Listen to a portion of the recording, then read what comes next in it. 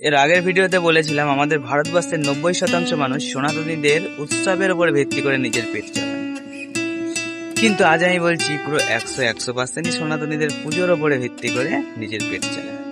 কারণ আমাদের পুজোর উৎসব শুরু হয় 12 মাসে 13টা পর্ব। যেমন প্রথমে আসছে পয়লা বৈশাখ দিয়ে শুরু, তারপরে পুরো 12টা মাস ঘুরে গিয়ে চড়কে গিয়ে শেষ হয়। তার মধ্যে দুর্গা পুজো, কালী পুজো, লক্ষ্মী পুজো, রাস, সরস্বতী পুজো, জগদ্ধাত্রী পুজো, প্রচুর পুজো আছে।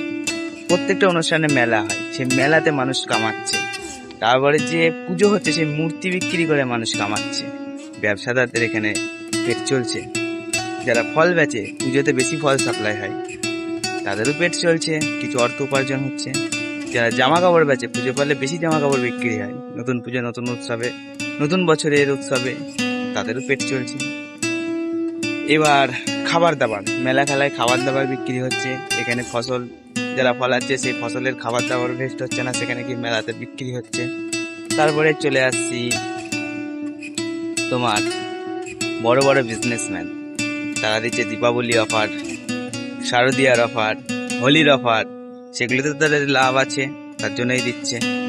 তারপর চলে আসছি চাকরিজীবী, তারা কোনো পুজোর সঙ্গে লেনদেন নেই, কিন্তু আমরা যেগুলো পুজোই ব্যবসা হচ্ছে পুজোর উপরে ভিত্তি করে, তাদেরই ট্যাক্স নিয়ে তাদের চাকরির মাইনে হয়, সেখানেও পুজোর উৎসবেরই হাত আছে।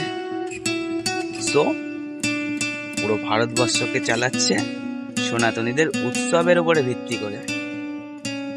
রাম রাম।